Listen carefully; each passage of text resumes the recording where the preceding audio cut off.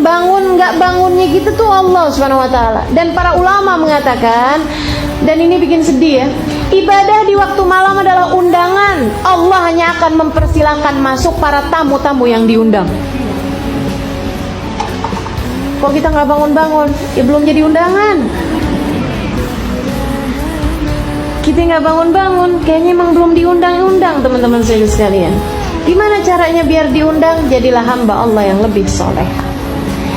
Undangan-undangan Allah yang lain dikerjain. Nanti ibu bakalan diundang buat tahajud. Nanti kalau udah sering lama-lama diundang buat tahajud, ntar diundang juga buat haji, diundang juga buat ziarah ke makam Nabi, gitu kan?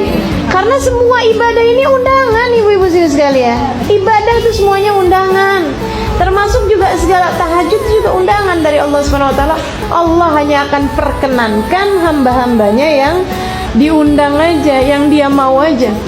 Makanya dalam sebuah hadis sampaikan, innallaha yanzil fi thuluthil lailil akhir wa yunadi hal min mustaghfirin hal min ta'ib hal min talibi hajatin fauniluhul matalib. Sesungguhnya Allah turun di sepertiga malam yang terakhir. Turun, artinya Allah turun gimana? Allah mempersiapkan semua hadiah, semua karunia, semua pemberian pada sepertiga malam yang terakhir kepada penduduk bumi. Kemudian Allah memanggil-manggil. Ini dia nih undangan nih. Hal min mustaghfir, ada nggak nih yang lagi mohon ampunan? Sini aku ampunin. Hal min taib, ada nggak nih yang mau taubat kembali padaku? Sini aku terima. Hal min talibi hajatin, ada nggak yang lagi pada punya hajat? Sini aku kabulkan. Kita hajat banyak, tapi giliran waktu jelang subuh molor mulu. Habis itu kemudian bilang, ya Allah, padahal aku udah jadi ahli ibadah, kenapa hajatku nggak diterima?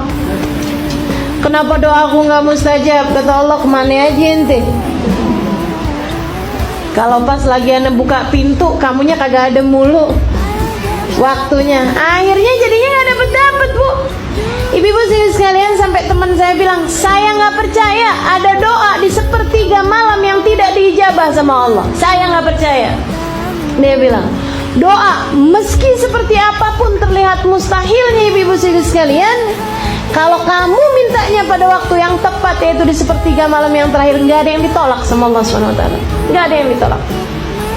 Makanya nih, yang pada punya hajat-hajat gitu kan, minta, jam-jamnya minta.